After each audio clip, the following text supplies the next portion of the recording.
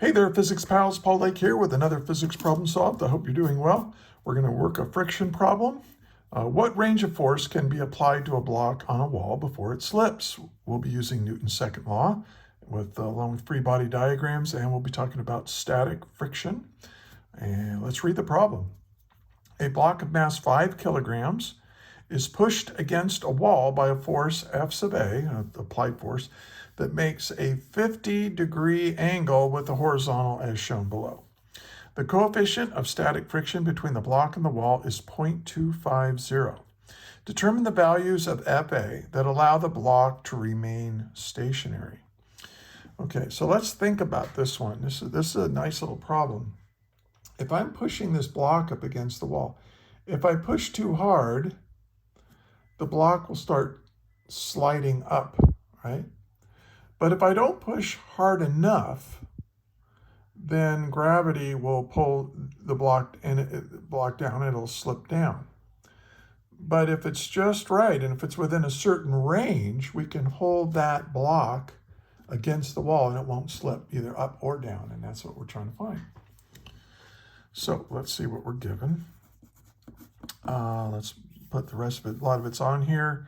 But we need the mass of the block is 5 kilograms, and the coefficient of static friction is 0.250. Okay, and what are we trying to find? Well, we want the range of applied force for the block to be in static equilibrium.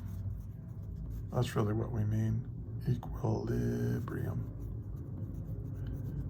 Okay, because what we don't want, we want to figure out what force is going to hold that against the wall so it's not going to slip up or down. It's in equilibrium. Okay, now, one thing I suggest you do is pause the video right now and then hit play if you get stuck or you just want to compare your work with mine. I do a lot of instruction during my explanations, so don't skip around too much. You might miss out on some useful insights. So let's get started. Let's figure out the maximum force that we can have before it starts slipping.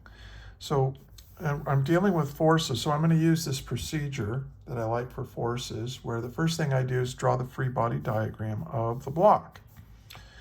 So here's the block, right there. Now, what forces are acting on this block? Well, of course, you've got this applied force, like this. And we've got gravity trying to pull it down. And now, the wall is pushing against this with a force that's perpendicular to the two surfaces. What do we call that force between that's perpendicular to two surfaces pressed together? We call that the normal force, right? So we've got a normal force like this. Normal force isn't always like if something's on an inclined plane or on a horizontal surface, quite often the normal force involves weight. But in this problem, the normal force is not weight at all. It's it's just these two forces pressed together. Now, if this is at the maximum force, right, then the friction force is holding me back. So if this is approaching its maximum value, well, then this friction force is going to be holding it down like that. So there's my static friction force. So we've got weight, we've got this applied force, and we've got this normal force, and we got this friction force. So the friction force is trying to prevent it from slipping up the wall. Okay, so let's identify our x and y axis. And notice that these three forces are already aligned with the x and y axis system, but this applied force, this is 50 degrees, so this is, I always do that. I'll put this right here. Here's the applied force. Here's its y component, and here's its x component. So I'll put FA in the y, FA in the x components right there. Okay. So I think we've got all the forces. These are all the outside agents that are acting on the block. Now we're going to apply Newton's second law. We're going to sum the forces in the x direction, and that equals MA in the x direction. Okay, let's do it. So what forces are acting in the x direction? Well, in the positive direction, I've got that x component of this applied force that's pushing it to the right. And then when I have this normal force here, it's pushing it to the left. And those are the only two forces in the x direction. Now, what's the acceleration in the x direction? Well, we're dealing with a block that's in equilibrium. What does that mean? That means that the net force is 0 in any direction here. So that means that the acceleration in the x direction is 0. And so what this tells me is, hey, FA in the x is equal to the normal force. Well, what is FA in the x? That's equal to FA. And notice that here's my 50-degree angle right here, right?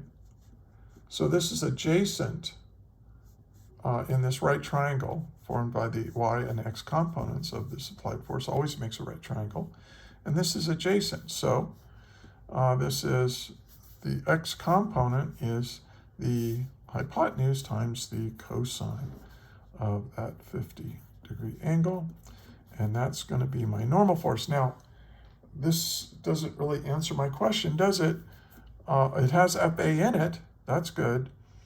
But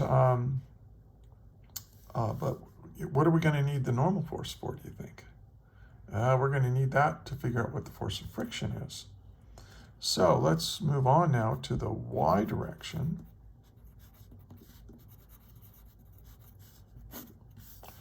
And in the y direction, well, in the positive y direction, I have that y component of the applied force, and then minus the friction force,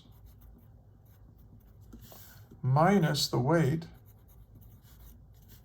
and I think that's it. Those are there's three forces in the y direction, and of course this is in equilibrium, so the acceleration is 0.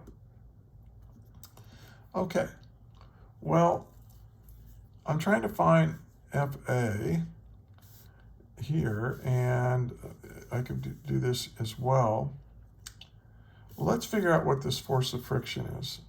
So this force of friction, of static friction, as you know, that this is must be less than or equal to the coefficient of static friction times the normal force. So the force of friction, if you want the maximum possible static friction, then you can make this an equal sign. It's just the static coefficient of friction times the normal force. Well, now we know what the normal force is, though, right?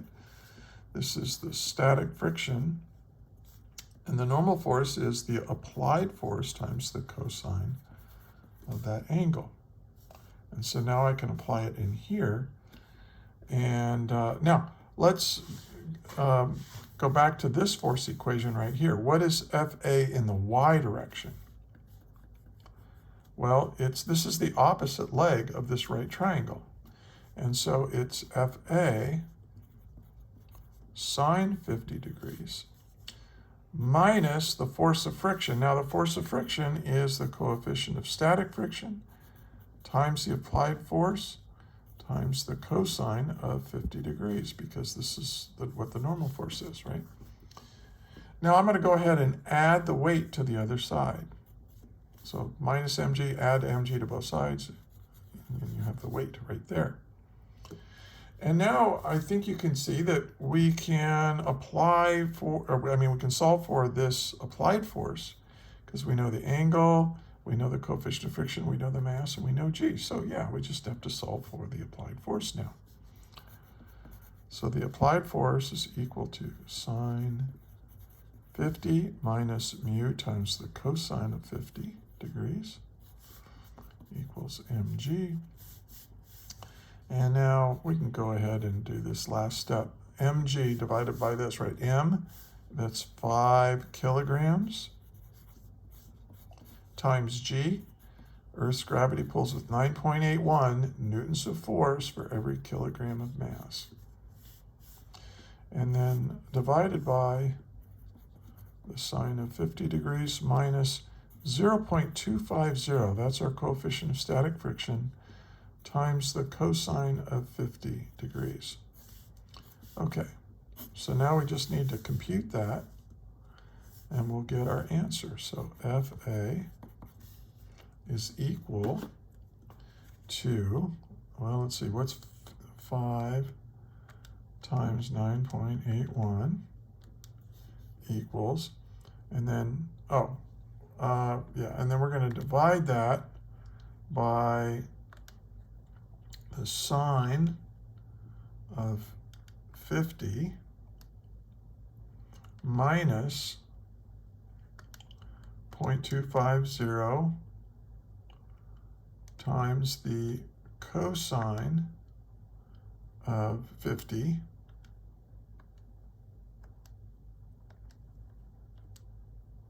and we get, at least I got 81.0 if you round it off, 81.0.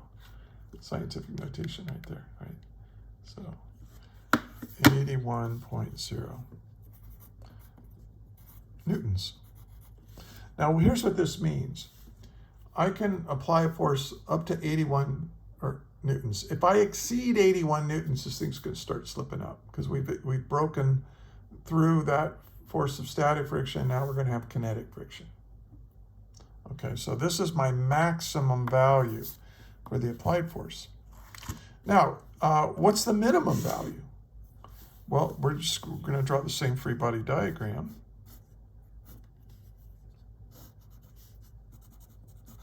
Everything's the same, except for one thing. What's going to be different? Okay. Well, what's different is if we slack off on this force right here, if we make it smaller and smaller and smaller, well, this static friction will shrink to 0. And then if I make it even smaller, this thing's going to want to slip down. So the friction force is going to prevent it from slipping down by applying a force upwards like this. So all you have to do, it's all the same stuff, except now the force of static friction, instead of pointing down, which gives us this minus sign, it's now going to point up. Now, everything's the same here. The force of, not everything, but I mean the force of static friction is still here. But and FA and the Y is still this. So what we can do though is if we go, let's just kind of rethink this equation. We can say that this is the applied force times the sine of 50. But now when we created this equation right here, the static friction output is positive instead of negative. So this is going to be plus mu static times the applied force times cosine 50 equals mg. So you don't have to do all this work over again if you're only changing one of the forces, and you're just changing the direction of that force, right? So you're making it up instead of down, positive instead of negative. And so now when I do this, this is going to be, I can factor the FA out, and this is going to be the same thing as up here.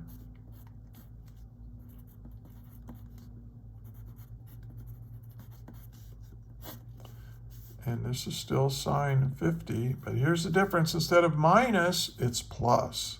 So now the denominator is going to be bigger, so the applied force is going to be smaller, which makes sense, right? So 0.250 times the cosine of 50 degrees. Okay, let's go ahead and compute that. And when we do, let's see, I'm going to start with the denominator. See the sign of 50 equals, and then we're going to add to that now 0.25 times the cosine of 50 equals, and that's my denominator now. I'm going to reciprocate that, and then I'm going to multiply it times 5 times 9.81. And when you want to get through this arithmetic, you should get 52.9. So here's what's going to happen. If the applied force is less than 52.9, if you don't push up with enough force, this brick's going to start slipping down the wall. And so now we can say the range here. So the applied force, the magnitude of it, has to be greater than 52.9 newtons. Greater than or equal to, right? Or it'll slip. But it has to be less than or equal to 81. If you exceed 81 newtons, the brick will slip up the wall. If you are less than 52.9 newtons, the brick will slip down the wall. And so here's our answer. And there it is. Another physics problem solved. This is a good one. If you understand this problem, you're in really good shape. And practice it on your own, though. Make sure that you can solve this problem without watching the video. So maybe tomorrow or something, bring the video up and just freeze it on the problem, and then try to work it yourself without looking at notes, and make sure you can do it independently. A lot of people think they know if they watch somebody work a problem and they go, oh, I see what they're doing. Oh, I see what they're doing. And you do understand what they're doing, but can you do it yourself? So make sure you do that. Also, please, if you found this useful, please like, share, and subscribe. There are links to more resources in the description. I've got links to a whole bunch of Google Docs that are free for you to use as a student. But if you're a teacher watching this, you can use those. They're in worksheet form, so all you have to do is make copies of them, and you can hand them out, or you can copy and paste from them. I'm just doing this this is a hobby. I'm a retired high school physics teacher, and so I just enjoy doing this. Also, I am, now that I'm retired, I am a private tutor.